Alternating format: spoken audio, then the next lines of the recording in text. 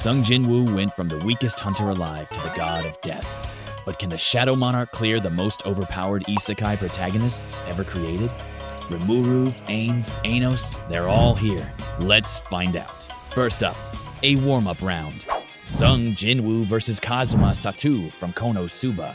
In this corner, we have the man, the myth, the legend of gender equality himself, Kazuma Satu. His greatest weapon? An incredibly high luck stat, and his signature move, Steal. He can literally snatch the panties off a goddess. But can he steal a win from the king of the dead? And in the other corner, Sung Jinwoo, a man who commands an army of over 10 million immortal shadow soldiers, can move at thousands of times the speed of sound, and can shatter mountains with a punch.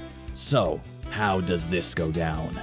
My friends, this isn't a fight, it's a public execution. Kazuma tries to use steel. What does he get? Maybe one of Jinwoo's daggers? Before he can even process what happened, Jinwoo has already closed the distance. He doesn't even need a named attack. A single flick of his finger would send Kazuma's head flying into the stratosphere, even if Kazuma brought his whole party. Aqua, Megumin, and Darkness would be nothing more than new potential shadows for Jinwoo's army. Verdict: Sung Jinwoo wins. Fatality. Flawless victory. Let's be real. Kazuma's best bet is to use his luck to hope Jinwoo doesn't even notice him. Next, Sung Jinwoo versus Tanya Degurachaff from Saga of Tanya the Evil. Okay, time for a more serious challenger. The Devil of the Rhine, Tanya Degurachaff, a military genius with immense magical power, capable of flying at supersonic speeds and wiping out entire battalions with a single explosive spell. She's ruthless, she's tactical, and she has the blessing of being X. Tanya's strategy would be to keep her distance, using her superior flight and long-range firepower to bombard Jinwoo from above. A sound strategy against most opponents. But Jinwoo isn't most opponents. His movement speed, especially with his skilled dash, is massively faster than anything Tanya can achieve. We're talking thousands of times. The speed of sound. She wouldn't even be able to track him.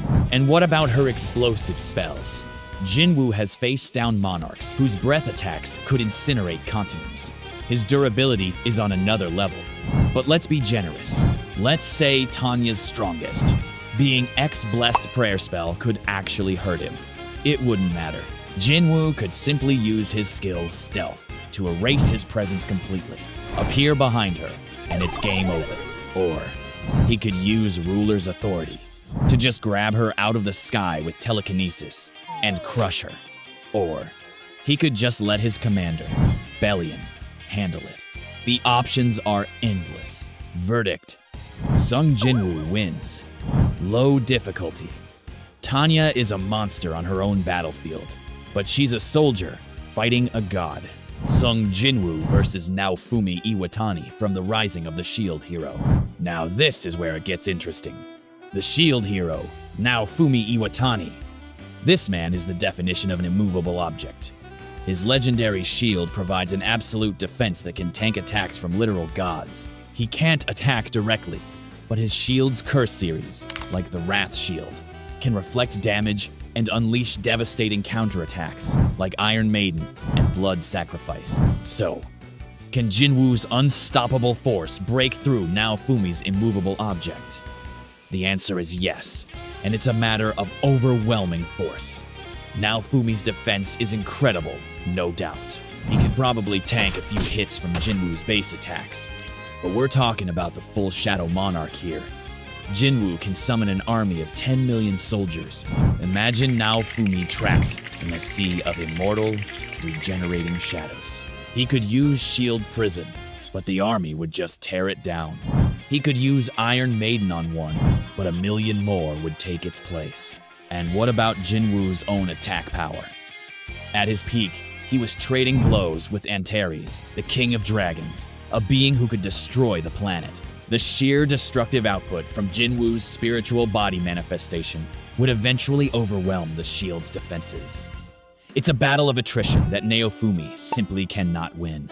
Jinwoo has more stamina, more numbers, and vastly superior offensive power. The Soul Eater's shield is a problem, but Jinwoo's own soul manipulation as the Monarch of Death would likely counter it. Verdict: Sung Jinwoo wins. Mid-difficulty, Naofumi puts up a hell of a fight, and his defense makes him one of the toughest opponents Jinwoo could face. But in the end, defense alone isn't enough to win a war against the Shadow Monarch. Sung Jinwoo versus Ainz Gaon from Overlord. Alright, my friends, this is the big one. The Sorcerer King, the Overlord of Death, Ainz Gaon, versus the Shadow Monarch, Sung Jinwoo. A battle of two of the most iconic undead rulers in fiction. Ainz is a tactical genius with over 700 spells at his command. He has time, stop, instant death magic, reality warping wishes, and his trump card, the goal of all life is death. This skill enhances his instant death magic to the point where it bypasses any and all immunities and resistances. After a 12-second delay, everything in a massive area simply dies. No questions asked. So, how does Jinwoo counter a guaranteed kill button?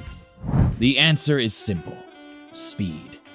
That 12-second casting time for the goal of all life is death is a death sentence for Ainz. End of series Jinwoo is, to put it mildly, absurdly fast. We're talking massively faster than light. He could cross the distance between them and slice Ainz into 1,000 pieces before the Sorcerer King could even process a single thought. Ainz's time stop is also a major problem, but Jinwoo, having existed in a dimension outside of time for 27 years, would likely have resistance to it. Even if Ainz got time stop off, what could he do? His other instant death spells like Grasp Heart wouldn't work. Jinwoo doesn't have a normal heart. He has a black heart, a magical engine. Ainz's physical attacks are a joke to Jinwoo, and his army of undead would be instantly converted into more shadows for Jinwoo's army. The power gap is just too massive. Ainz is a big fish in a small pond in his world. Jinwoo fought and defeated monarchs who treated planets as their playthings. Verdict: Sung Jinwoo wins. Low to mid difficulty. Ainz's hacks are terrifying, but they're useless if he gets blitzed in one shot before he can even use them. The speed difference is just too astronomical. Sung Jinwoo versus Rimuru Tempest from That Time I Got Reincarnated as a Slime. Okay, Jinwoo's had a good run. He's 4-0. He's feeling unstoppable. But now he runs into a wall. And that wall's name is Rimuru Tempest. My friends, this is where the fun stops for the Shadow Monarch. We have to be honest here. End of series web novel Rimuru is one of the most broken characters in all of fiction. We are talking about a being who can create and destroy tens of thousands of universes as a casual feat. His ultimate skill, Void God Azathoth, allows him to control time, space, and reality itself. He can stop time, travel through time, and erase his opponents from existence on a conceptual level. His regeneration is so absurd that he can come back from complete annihilation. How does Jinwoo even begin to fight this? His speed? Rimuru can move at immeasurable speeds and can stop time. His army? Rimuru could erase them all with a thought using turn null energy. His attack power? Jinwoo is island to planet level at his absolute peak. Rimuru is multiversal. That's not a gap, it's a chasm. It's like an ant trying to fight a black hole. There is literally nothing in Jinwoo's arsenal that could even scratch Rimuru. Rimuru could simply decide that the concept of Shadow Monarchs no longer exists, and Jinwoo would vanish. Verdict: Rimuru Tempest wins. No difficulty. Absolute stomp. I love Jinwoo. You love Jinwoo. But this is a fight he cannot win. The power levels are just on completely different dimensions of reality. Sung Jinwoo versus Anos Voldigode from the Misfit of Demon King Academy. If you thought the last fight was a stomp, you haven't seen anything yet. Our final challenger is the Demon King of Tyranny himself, Anos Voldigode, a man so overpowered that the very concept of power scaling breaks when you talk about him.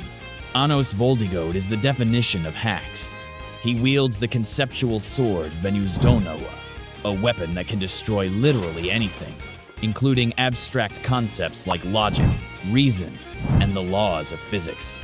He can kill people with his heartbeat. He can resurrect himself instantly, no matter how he's killed. His eyes of destruction can destroy anything he looks at, regardless of durability. He can travel through time by blinking. He destroyed a universe by getting slightly angry. This is another matchup where Jinwoo is hopelessly outclassed. What is his army of shadows going to do against a man who can destroy the very concept of shadows?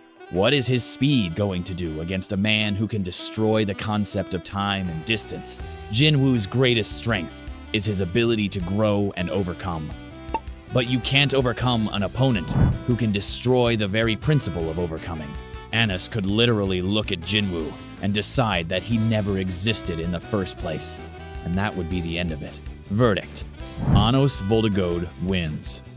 Negative difficulty: Anos doesn't just beat Jinwoo, he makes the entire concept of the fight irrelevant. It's a complete and utter conceptual obliteration. And there you have it, the final score. Sung Jinwoo goes 4-2 against the Isekai Kings. He clears the mid-tier and even high-tier threats like Ainz and Naofumi with his overwhelming speed and power. But when he comes up against the true gods of the genre, the multiversal reality breakers like Rimuru and Anos, he discovers that there are, in fact, levels to this game. But what do you guys think? Do you agree with my verdicts? Is there an isekai protagonist you think would be a better match for Jinwoo? Let me know down in the comments. If you enjoyed the video, don't forget to arise and smash that like button, subscribe to the channel, and ring that notification bell so you don't miss the next one. Thanks for watching, my friends, and I'll see you on the next level.